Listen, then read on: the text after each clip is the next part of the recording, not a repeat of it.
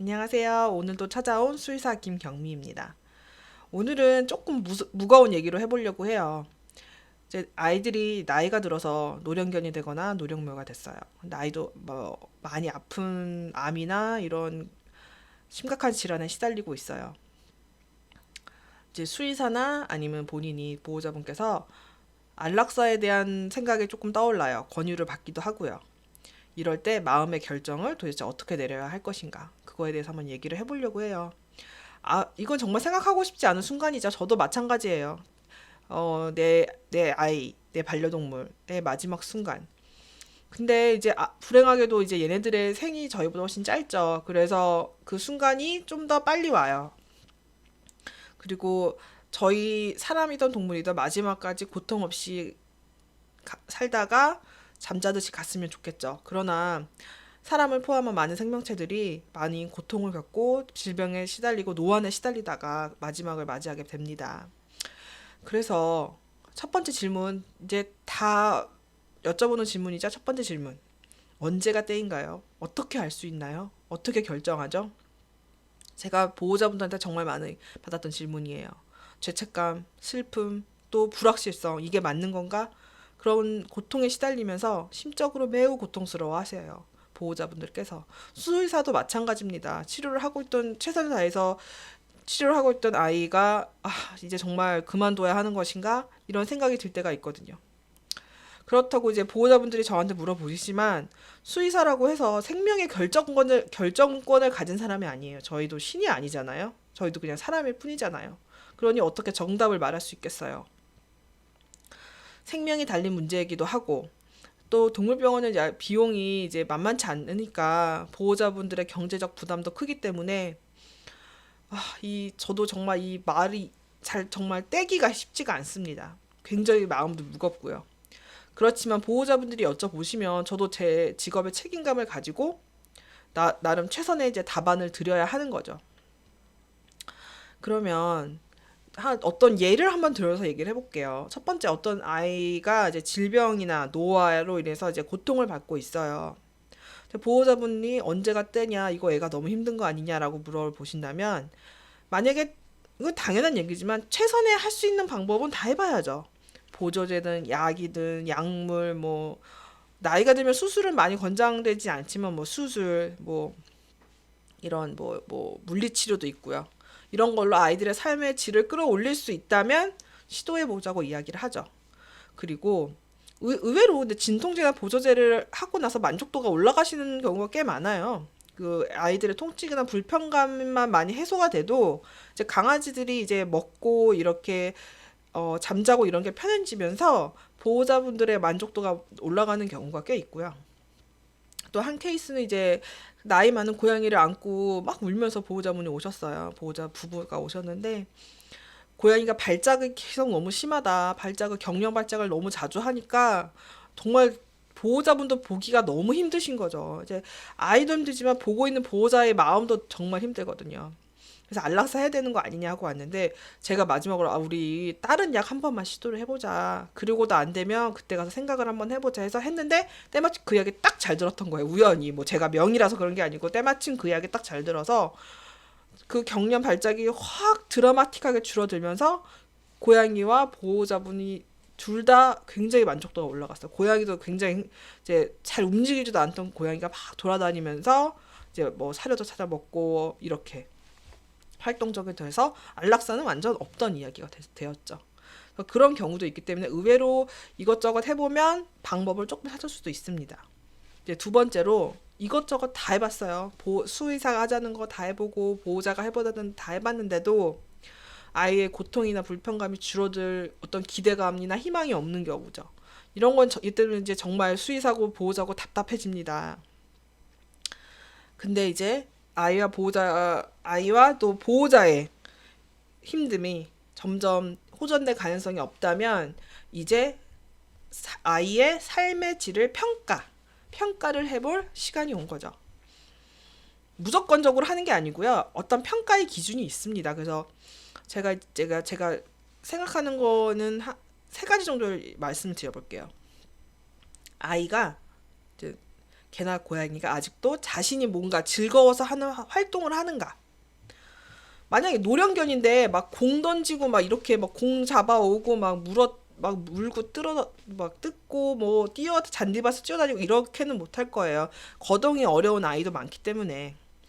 하지만 편안하게 자기가 좋아하는 뭐 소파나 침대에서 편안하게 잠을 충분히 자고 편안하게 쉬고 뭐 좋아하는 음식이 있으면 뭐 그걸 찾아서 먹고 뭐 이런 간식을 달라고 뭐 손도 주고 뭐 이런 활동을 하느냐 기본적인 그래도 최소한의 활동을 하는가 이런 걸 여쭤보고요. 두 번째로 중요한 게 이제 고양이 강아지도 특히 먹는 거죠. 정말 잘 먹는가. 뭐 노령화가 되면 약간 먹는 양이 줄기는 해요. 그래도 먹는 거에 관심을 보이고 고양이면 캔다는 소리, 추루에 반응을 보이나 뭐 강아지도 간식에 반응을 보이고 사료를 적정량을 그래도 최소한의 적정량을 먹고 있는가 또 먹으려고 하는가가 삶의 질의 평가에 아주 중요한 요소가 되겠죠. 저는 솔직히 애들이 이제 코끼를 끊고 먹지 않으면 이제 그렇게 식욕을 촉진하는 약이 있어요. 이제 그거를 처방을 하고 이제 온갖 방법을 다 동원을 하는데 그래도 애가 이제 코끼를 확 끊어버리고 정말 먹지 않으면 마지막 순간에 그렇게 많이 해요. 애가 아이를 굶겨 죽이는 거 수는 없지 않습니까? 그러니까 아이를 굶겨 죽일 수는 없지 않나요? 아이를 편안하게 가는 게 하는 것도 하나의 방법일 것 같아요라고 말을 합니다. 그리고 세 번째는 아이가 편안한가? 너무 심한 통증에 시달려서 그리고 개들도 자기가 너무 통증에 시달리면요 정서적으로 너무 힘들어서 또 그건 또 먹는 거랑도 연결이 되고요. 먹지도 않고. 그래서 아이가 고통을 너무 통증을 겪고 있지 않은지 또 살펴봐야 합니다. 그래서 삶의 질 평가표라는 거 있어요. 그래서 미국의 앨리스 이름이 뭐야? 빌라도보스라는 어떤 수의사가 만든 삶의 질 평가표가 있는데 그거를 제가 이제 링크로 해서 걸어 놓을게요. 그거를 이렇게 점수가 1점이 제일 낮은 점수, 10점이 제일 높은 점수거든요. 그래서 각 항목별로 1부터 10까지 이제 점수를 매겨보는 거예요. 그래서 그걸 다 더해서 35점이 이상이면은 그래도 어느 정도의 삶의 질은 유지되고 있다라고 말을 하는 거고 만약에 35점 이하라고 하면 수의사하고 상담을 해보시는 게 좋을 것 같아요. 수의자 상담을 해보셔서 이 삶의 질이 너무 떨어져 있으니 우리 아마 안락사도 조금 생각을 해봐야 되는 옵션이 아니냐 이렇게 대화를 한번 해보시는 게 좋을 것 같고요. 이제 그 점수표는 제가 평가표는 올려놓을 건데 이제 어떤 게 있냐면 hurt 이제 고통을 받고 있지 않은가, hunger 잘 먹고 있는가, hydration 아이는 적절하게 마시고 있는가, 그러니까 음수량은 적절한가. 너무 탈수가 돼서 막 피와 수액을 매일 놔야 되나 뭐 이런 것도 질문 사항에 있고요. 그다음에 하이진 그러니까 깨끗하게 아이가 유지되고 있는가. 그러니까 아이가 저도 어떤 상황을 봤냐면 아이가 너무 상태가 안 좋아서 너무 아프고 이러니까 빗질도 못하고 뭐 눈물 닦아줄 수도 없어서 목욕도 못하고 완전히 온몸이 막 고름이랑 뭐 눈물이랑 침이랑 막 섞여서 다 엉겨붙어서 온 아이를 봤어요. 그래서 보호자분하고 이 아이를 건들지도 못하는 상황인 거예요. 통증과 이런 불편감 때문에. 그래서 좀 마지막 이제 선택을 내린 적이 있는데 털이 뭐 중요하냐고 할 수도 있지만 너무 위생적으로 이제 너무 안 좋아지는 상황이 되면 그 아이도 너무 힘들거든요. 그래서 그런 것도 생각을 해봐야 되고 만약에 또 다른 거는 행복감 아까 말했던 어떤 것에 흥미나 관심이 그래 조금 있느냐 가족이 부르면 그래 장난감은 가지고 놀려고 하나 아니면 장난감은 아니더라도 가족이 만지거나 뭐 부르면 반응을 하는지 너무나 우울하거나 불안하거나 공포감에 시달리고 막 외로움에 이렇게 떨고만 있진 않는 건지 그런 것도 살펴보셔야 될 것 같고 그다음에 모빌리티 그다음에 아이가 스스로 일어날 수 있나요? 아니면 도움이 필요한가요? 도움이 뭐 보조기구 뭐 휠체어 같은 거라도 해서라도 자기가 스스로 산책을 나가려고 하는가 강아지의 경우죠. 특히 대형견 같은 경우는 집에서 배변을 안 하고 밖에서 하는 경우가 많기 때문에 그게 굉장히 중요한 요소이기도 해요. 그리고 아이가 발작이나 경련 같은 게 혹시 너무 많이 일어나고 있지는 않은가 또 그런 걸 보고요. 뭐 마지막으로 어떤 게 있냐면 more good days than bad. 그러니까 너무 안 좋은 그러니까 좋은 날보다 컨디션이 안 좋은 날들이 더 너무 많은가 봐. 열흘 중에서 하루 이틀만 조금 살 것 같고 나머지 8일은 막 너무 힘들고 막 고통스러운 나날만 지속되고 있다. 그러면 저희도 이제 좀 고려를 해봐야 하겠죠. 그래서 이렇게 1점부터 10점까지 점수를 매겨가지고 35점이 아래면 수의사와 상담을 추천을 한다. 그리고 이 스케일표는 고양이 따로 개 따로 있으니까요. 그거 살펴봐 주시면 되고요. 그리고 안락사가 어떻게 진행되는지도 궁금하실 거예요. 근데 이제 기본적으로 이제 쓰는 약물이나 뭐 방법은 조금씩 병원마다 다를 수 있는데요. 기본적인 진행 과정은 비슷하거든요. 이제 약물을 투여하기 위해서 동물의 그 혈관에 이제 카테터를 삽입을 하게 됩니다.